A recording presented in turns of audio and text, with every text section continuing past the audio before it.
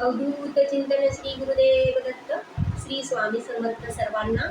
मी ज्योती आपल्या सर्वांचं खूप खूप हार्दिक स्वागत करत आहे. तर बघा, येत्या आपल्या 20 तारखेला म्हणजे शुक्रवारी आपल्या श्री स्वामी महाराजांचा प्रकट दिन सोहळा आहे. तर हा प्रकट दिन जो आहे तो आपण सर्वांनी साजरा करायचा आहे. तर बघा, येत्या 10 ते 20 तारखेपर्यंत सर्वांनी संकल्पयुक्त श्री सारामृताची सेवा केली, म्हणजे सारामृताचं पारायण केलंय. कोणी गुरुचरित्राचं सुद्धा 7 दिवसाचं पारायण करण्यास सुरुवात केली आणि कोणाकोणाचे पारायण हे संकल्पयुक्त झाले असतील तरी सुद्धा येत्या प्रकट दिन सोहळ्याच्या निमित्त 1 दिवसाचं म्हणजे प्रकट दिनाच्या दिवशी ज्या काही दत्त महाराजांच्या सेवा आहेत त्या सुद्धा आपण या दिवशी करणार आहोत. तर बघा, ज्यांना कोणाला या संकल्पयुक्त सेवा जमल्या नाही आहेत, घरगुती कोणाच्या अडीअडचणी असतात, मासिक धर्म असतात किंवा कुठे जाण्या येण्याच्या अडचणी असतात, कोणाला बाहेर जायला लागतं अचानक कोणाला, त्यामुळे या संकल्पयुक्त जे पारायण आहे सारामृताचं किंवा गुरुचरित्राचं ते त्यांच्या हातून घडत नाही. तर अशा वेळेला स्वामी प्रकट दिनाच्या दिवशी दत्त महाराजांच्या काही सेवा आहेत त्या 1 दिवसात सुद्धा आपण पूर्ण करू शकतो. तर बघा, या 10 तारखेपासून 20 तारखेपर्यंत संकल्पयुक्त सेवा भरपूर स्वामी भक्तांच्या किंवा स्वामी सेवेकरांच्या झालेल्या असतील. तर त्याच्यामध्ये कोणी गुरुचरित्राची केली असेल सेवा, कोणी 11 पारायणाची केली, कोणी 3 दिवसाचं आता करत असेल किंवा कोणी 21 दिवसाचं सुद्धा श्री स्वामी चरित्र सारामृताची सेवा करत असेल. आणि त्या सारामृताची सांगता ही स्वामी प्रकट दिन सोहळ्याच्या दिवशी होणार आहे. तर बघा, असे संकल्पयुक्त प्रत्येकाने घराघरात आता स्वामी सेवेकरांनी केलेली असेल संकल्पयुक्त सारामृताची किंवा आपल्या गुरुचरित्र पारायणाची जी काही पारायण आहेत ती सुरुवात केली असेल. तर ज्याला कोणाला ही जमली नसेल त्याने स्वामी प्रकट दिनाच्या दिवशी या दत्त महाराजांच्या ज्या काही सेवा आहेत त्या आवर्जून करायच्या आहेत.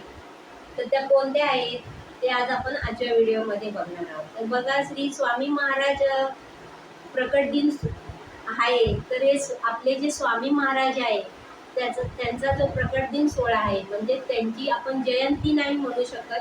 स्वामी या दिवशीच म्हणजे कर्दळी वनातून प्रकट झाले. आणि ते कर्दळी वनातून कसे प्रकट झाले, स्वामी महाराज हे कोण आहेत हे सुद्धा आपल्याला या आजच्या व्हिडिओमध्ये जाणून घ्यायचं आहे. तर बघा, श्री दत्तात्रय प्रभूंचे आपले 3 अवतार आहेत. तर त्यापैकी 3 अवतारांपैकी जो पहिला अवतार आहे तो श्रीपाद श्री वल्लभ हा जो श्री दत्तगुरूंचा अवतार आहे. आणि श्रीपाद श्री वल्लभ दत्तगुरूंचा जो अवतार आहे तो कुरवपूर पिठापूर इथे त्यांच्या निर्गुण पादुका तिथे निर्गुण पादुकांचं दर्शन आपल्याला अजूनही तिथे जाऊन प्रत्येक भाविक घेत असतो. त्याचप्रमाणे दत्तात्रय प्रभूंचा जो दुसरा अवतार आहे तो आहे म्हणजे श्री गुरु नृसिंह सरस्वती महाराज. श्री नृसिंह सरस्वती महाराज यांचं जे जागृत निर्गुण पादुका गाणगापूर येथे आहे.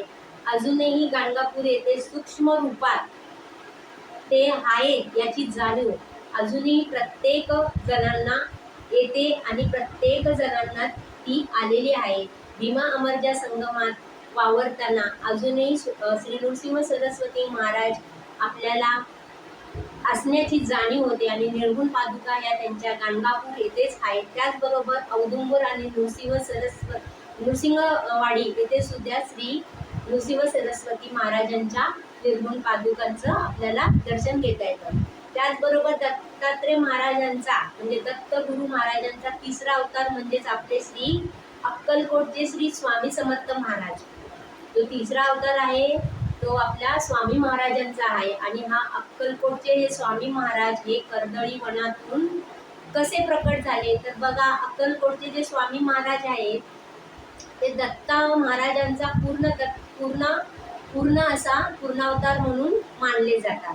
तर कर्दळी वनातून जेव्हा नृसिंह सरस्वती महाराज गुप्त झाले आणि त्यांनी 350 वर्ष कर्दळी वनात जाऊन तपश्चर्या केली आणि तेव्हा त्या तपश्चर्या करत होते तेव्हा तिथे एक लाकडं तोडण्यासाठी झाडावर बसला होता. आणि त्या लाकूड तोड्याची जी कुऱ्हाड आहे झाडे तोडताना किंवा त्याच्या फांद्या कापताना ती त्या जिथे तपश्चर्या करण्यासाठी नृसिंह सरस्वती महाराज होते, त्या वारुळावर त्या कुऱ्हाडीचा घाव लागला आणि त्या वारुळातून रक्ताचे थेंब आणि एक अद्भुत असा दिव्य प्रकाश बाहेर आला. आणि ज्यातून तो दिव्य प्रकाश बाहेर आला तेच त्या आपल्या अक्कलकोटच्या श्री स्वामी महाराजांचे एक तेजस्वी असे रूप तिथून प्रकट झाले.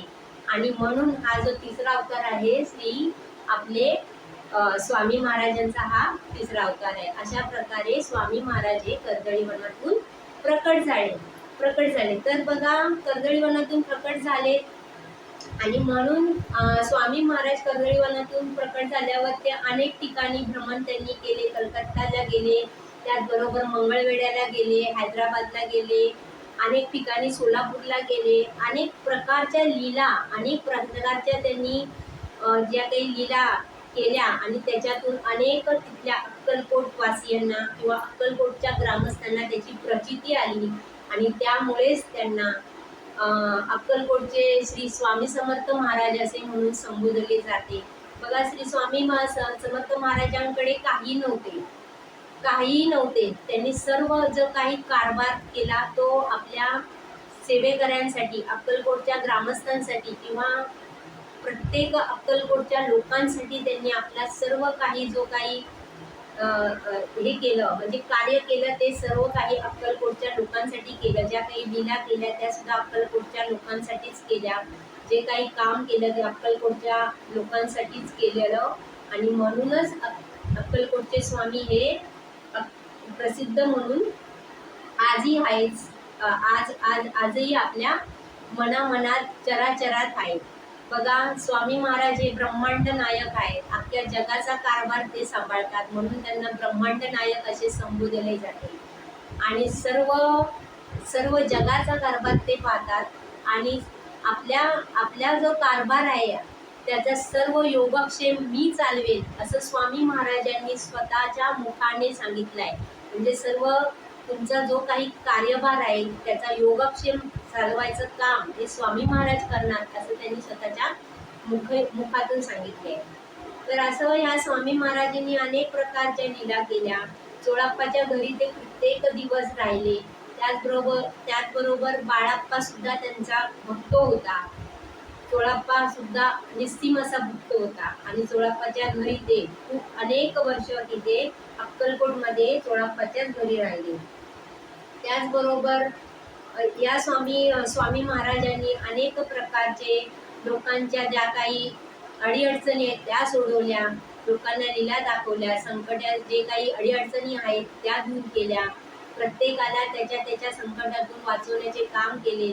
जो कोणी गरीब आहे त्याला मदत केली, ज्याला अन्न नाही त्याला अन्नदान दिले, त्याचबरोबर गरिबांची मदत केली. आणि असं नाही की आपण नुसतं सेवा केली पाहिजे, सेवेबरोबर आपण जे काही गरजू लोक आहेत त्यांना फुलाची पाकळी आपल्या गरजेनुसार आपल्याला जेवढं काही देता येईल, आपली जेवढी ऐपत आहे तेवढे आपण गरिबांना सुद्धा मदत केली पाहिजे.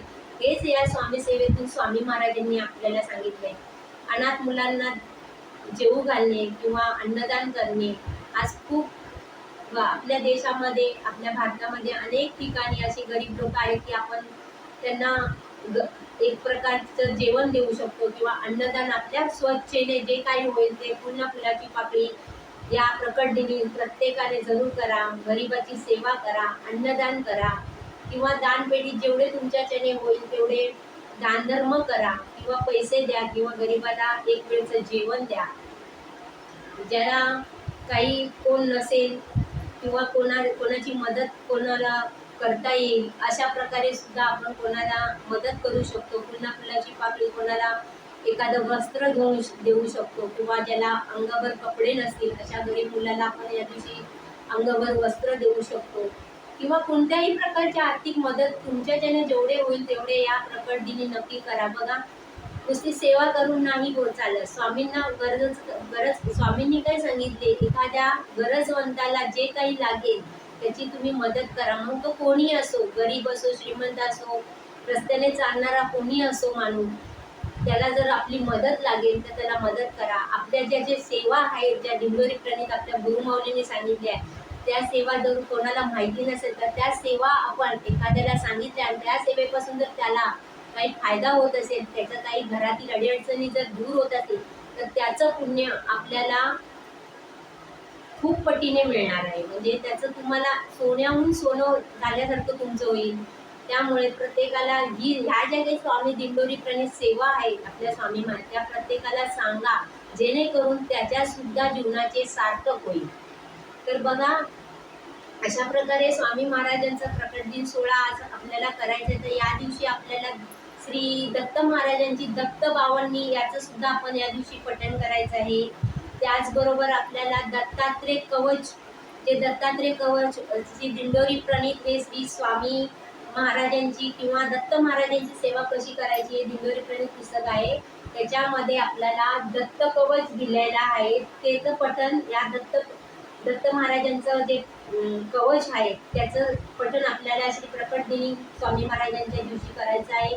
त्याचबरोबर आपल्याला दत्तात्रेय स्तोत्र सुद्धा आहे. लाटच्या पानावर श्री दत्तात्रेय स्तोत्र आहे ते बघा, याचं सुद्धा आपल्याला पठण या दिवशी आपण करायचं आहे. ही सुद्धा आपल्याच्याने एक सेवा घडून आपल्या हातून घडेल. त्याचबरोबर आपल्याला गुरुचरित्रातला 14वा आणि 18वा अध्याय पठण करायचा आहे. 14वा अध्याय आणि 18वा अध्याय गुरुचरित्रातला.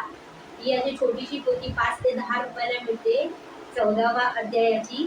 त्याचबरोबर हा जो गुरुचरित्राचा जो 18वा अध्याय आहे हा सुद्धा आपल्याला या प्रकट दिनी दिवशी करायचा आहे पठण. तर का करायचं आहे बघा, जो 14वा अध्याय आहे त्याच्यामुळे आपल्या घरातील जी काही संतती आहेत, आपल्या घरातील जी काही लहान मुलं आहेत, त्यांच्या ज्या अडीअडचणी आहेत, अभ्यासातील अडचणी, नोकरी संदर्भातील ज्या काही अडीअडचणी आहेत त्या दूर होणार आहे हा जो अध्याय पठण करणार आहे त्याच्यामुळे. त्याचबरोबर 18वा अध्याय हा जो पठण केला तर आपल्या घरातील जी काही पितरांची समस्या, आपल्या पितृदोष आपला पूर्ण निवारण त्याचं होईल. त्याचबरोबर घरामधील नकारात्मकता ऊर्जा जी असते ती निघून जाण्यास मदत होईल.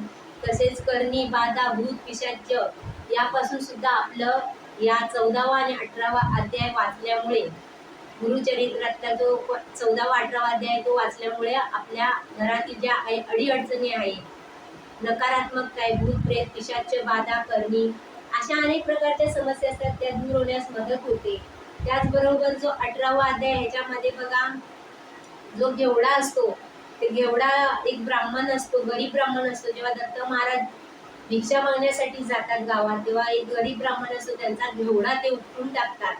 त्या घेवड्यावर तो ब्राह्मण उदरनिर्वाह आपल्या घरातला करत असतो.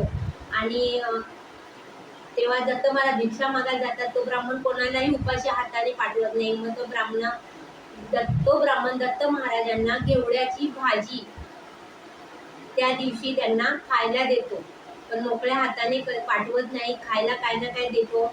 आणि ते म्हणतात हसून, काय मला तू घेवड्याची, म्हणून ते घेवडा ते उपटून टाकतात. तरी सुद्धा ब्राह्मण काही बोलत नाही दत्त महाराजांना, म्हणजेच आपल्या श्री नृसिंह सरस्वती महाराज. आणि तो घेवडा उपटून ते निघून जातात. आणि नंतर मग ब्राह्मण बिचारा रडत राहतो. आता त्याला वाटतं आपण आपला उदरनिर्वाह कसा करणार, तेवढंच घेवड्याची शेती असते. मग ते जाताना दत्त महाराज म्हणतात तो घेवडा तू पूर्ण उपटून टाकतात. मग ते जातात आणि तिथे बघतात तर ते जमीन अशी खड्डा खोदून काढतात. तर त्याच्यातून त्यांना एक कुंभ मिळतो, त्याच्यात त्यांना धन सापडतं. तर बघा, आपली जर प्रवृत्ती चांगली देण्याची कोणाला असेल तर आपल्याला नक्कीच लक्ष्मीची कृपा होते. आणि ही जर आपल्या घरातून लक्ष्मी आपल्याला दूर करायची असेल आणि लक्ष्मीची जर कृपा प्राप्त करून घ्यायची असेल तर श्री गुरुचरित्रातला जो 18वा अध्याय हा नक्की या दिवशी आपल्याला पठण करायचा आहे. आणि त्याचबरोबर या दिवशी आपल्याला श्री दत्त महाराजांचे जे काही मंत्र आहेत बघा, दत्त महाराजांचा अतिशय प्रभावी असा मंत्र म्हणजे दिगंबरा दिगंबरा श्रीपाद वल्लभ दिगंबरा. म्हणजेच काय तर हा जो मंत्र आहे हा जो आपण जर पठण केला, म्हणजे तुम्हाला शक्यतो जेवढ्या वेळेला पठण करता येईल या दिवशी तेवढ्या वेळेला तुम्ही पठण दिवसभरात करू शकता, बसून नामस्मरण करू शकता. किंवा एक माळ दिगंबरा दिगंबरा श्रीपाद वल्लभ दिगंबरा अशी एक माळ आपण बोलू शकतो. तर या माळे हा जो मंत्र आहे किंवा हे नामस्मरण जप आहे हा एक प्रकारचा दिगंबरा दिगंबरा श्रीपाद वल्लभ दिगंबरा, हा जो नामजप आहे या नामजपामुळे आपल्या मनाला एक प्रकारची शांतता मिळते आणि आपल्या मनातील जी काही नकारात्मक ऊर्जा आहे ती निघून जाते आणि आपल्याला एक चांगल्या प्रकारची ऊर्जा आपल्या आपल्या शरीराला मिळत असते. म्हणून हा जो मंत्र आहे किंवा हे जे नामस्मरण आहे दिगंबरा दिगंबरा श्रीपाद वल्लभ दिगंबरा, हे सुद्धा आपण करू शकतो या दिवशी. तसेच या श्री स्वामी प्रकट दिनानिमित्त आपण ओम द्रा दत्तात्रेय नमः, ओम द्रा दत्तात्रेय नमः हा जो दत्त महाराजांचा बीजमंत्र आहे हा सुद्धा आपण या दिवशी पठण करायचा आहे. त्यामुळे काय होतं, तांत्रिक सिद्धी आणि आपल्या घरातील जो पितृदोष आहे त्याचं निवारण सुद्धा होण्यास आपल्याला या मंत्राचा उपयोग होतो. त्याचबरोबर श्री गुरुदेव दत्त, श्री गुरुदेव दत्त हा जो जप आहे किंवा याचे नामस्मरण आहे या दिवशी केल्यामुळे सुद्धा पितृदोषाचं निवारण होईल. घरातील जी नकारात्मकता आहे किंवा जी काही नजरबाधा लागलेली असते घराला ती सुद्धा निघून जाण्यास या मंत्रामुळे मुक्ती होते. त्याचबरोबर आपल्याला जी काही आर्थिक अडीअडचणी आहेत, संकट आहे, त्या संकटातून मुक्ती होते आणि आपली आध्यात्मिक प्रगती होण्यास आपल्याला मदत होते. म्हणून हा श्री गुरुदेव दत्त, श्री गुरुदेव दत्त, श्री गुरुदेव दत्त असा हा नामस्मरण किंवा हा जो जप आहे हा 108 वेळा करा, 21 वेळा करा किंवा 11 वेळा. हे जे 3 मंत्र आहेत ते आपण या स्वामी महाराजांच्या प्रकट दिवशी करायचे आहे. त्याचबरोबर आपण जेव्हा नित्यसेवा करतो तेव्हा श्री स्वामी स्तवन बोलतो. म्हणून कोणत्याही सेवेची सुरुवात करताना आपल्याला श्री स्वामी स्तवनाचे पठण करून नंतरच आपल्याला जे काही संकल्पयुक्त आपण सेवा केल्या किंवा ज्या प्रकटदिनी आपण आज ज्या मी सांगितल्या त्या ज्या काही सेवा करणार आहोत त्या सुद्धा आपल्याला करायचे. पहिला आपल्याला श्री स्वामी स्तवन बोलायचे, आपली नित्यसेवा करायची आहे आणि नित्यसेवा झाल्यानंतर या काही सेवा होतील त्या आपल्याला या स्वामी महाराजांच्या प्रकट दिवशी करायचे आहेत. या कोणत्याही सेवा नाही जमल्या तर आपला श्री स्वामी महाराजांचा षडाक्षरी मंत्र जो आहे श्री स्वामी समर्थ हा जो मंत्र आहे तो जरी रोज येता जाता या दिवशी जपला किंवा त्याचं नामस्मरण मनातल्या मनात काम करता करता जरी केलं तरी हरकत नाही. कामातून वेळ नाही भेटला जरी जी सेवा मिळेल ती सेवा या दिवशी आपल्याला आवर्जून या स्वामी प्रकट दिवशी करायची आहे. बघा हा जो मंत्र आहे प्रीतीने जपावा, हा मंत्र अहोरात्र तेने तो कार्य पाविजे असा हा जो श्री स्वामी समर्थ मंत्र हा अत्यंत असा प्रभावी मंत्र आहे जो आयुष्याचं सोनं करणार आहे.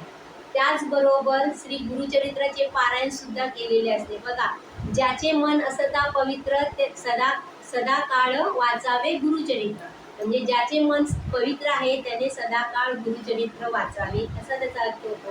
म्हणून ज्याला गुरुचरित्र जमतं त्याने सुद्धा गुरुचरित्राचं पारायण करावं. असं काही नाही की प्रकट दिन आहे म्हणून तेव्हाच करावं.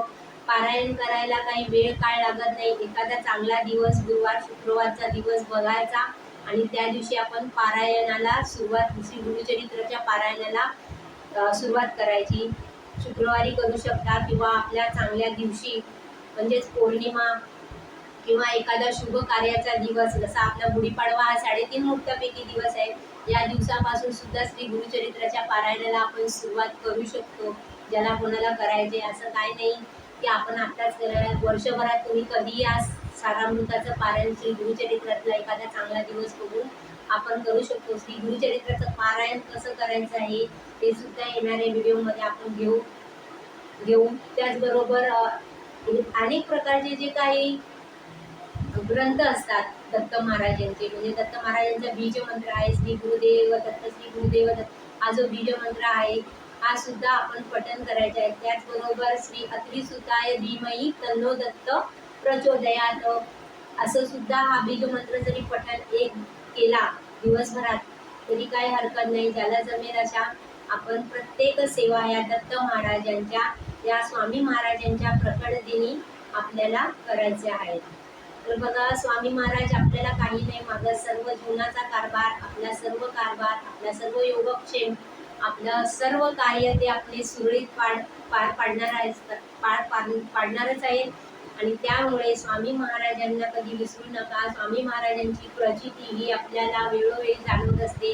कोणत्या ना कोणत्या रूपात आपल्याला स्वामी महाराज आपल्या नेहमी पाठीशी राहतात आणि म्हणून आपल्याला स्वामी महाराजांच्या किंवा दत्त महाराजांच्या ह्या ज्या काही सेवा आहेत त्या आवर्जून प्रत्येकाला श्रद्धेने आणि एकाग्रतेने मनापासून करायच्या आहेत. करायच्या म्हणून करू नका. नाही जमले श्री स्वामी समर्थ नामाचा जप करा किंवा आपली लिखित पुस्तिका जी दिंडोरी प्रणीत आहे त्याचा श्री स्वामी समर्थ असा लिखित जप आपण लिहून करू शकतो किंवा आपण मनातल्या मनात सुद्धा नामस्मरण करू शकतो. पण आपली सर्व काही घरातील जी काही कामं आहे, आपल्या काही घरातील सर्व काही कामं आहेत आटपून सर्व आपण या सर्व सेवा करायच्या आहेत. त्याचबरोबर गरिबांना मदत करायची आहे. त्या दिवशी आपल्याला अन्नदान करायचं आहे. जमलं तर आपल्याला ब्राह्मणाला या दिवशी दक्षिणा द्यायला विसरायचं नाही. प्रत्येक मंदिरात, प्रत्येक मठामध्ये किंवा प्रत्येक आपल्या दिंडोरी स्वामी केंद्रामध्ये या प्रकट दिनी दिवशी अन्नदान केलं जातं. तिथे जाऊन तुम्ही स्वखर्चाने तुम्हाला जमेल तेवढ्या स्वरूपामध्ये तुम्ही या दिवशी अन्नदान करा. नाही जमलं तर तुम्ही दानपेटीत तुम्हाला जसं जमेल तुमच्या ऐपतीप्रमाणे तुम्ही दानधर्म करू शकता. तर अशा या स्वामी महाराजांच्या प्रकटीने कोणकोणत्या दत्त महाराजांच्या सेवा करायच्या तेच आपण आजच्या व्हिडिओमध्ये पाहिलं. माझा जर आजचा व्हिडिओ आवडला असेल तर तो नक्की शेअर करा.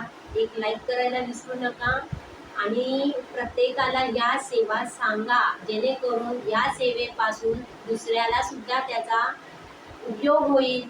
त्याचे सुद्धा आयुष्य चांगलं सुखकर समृद्धीने आणि भरभराटीने राहील आणि त्याच्या आयुष्यात सुद्धा आनंदी येईल. प्रत्येकाच्या कुटुंबात काही ना काही दुःख अनेक प्रकारच्या अडचणी प्रत्येकाचं जीवन हे सुखकर होईल. त्यासाठी प्रत्येक स्वामी सेवेकरांनी दुसऱ्याला सुद्धा या सेवांचा लाभ होईल अशा प्रकारे या सेवा समजून सांगा आणि प्रत्येकाला मदत करायला विसरू नका. श्री स्वामी समर्थ सर्वांना.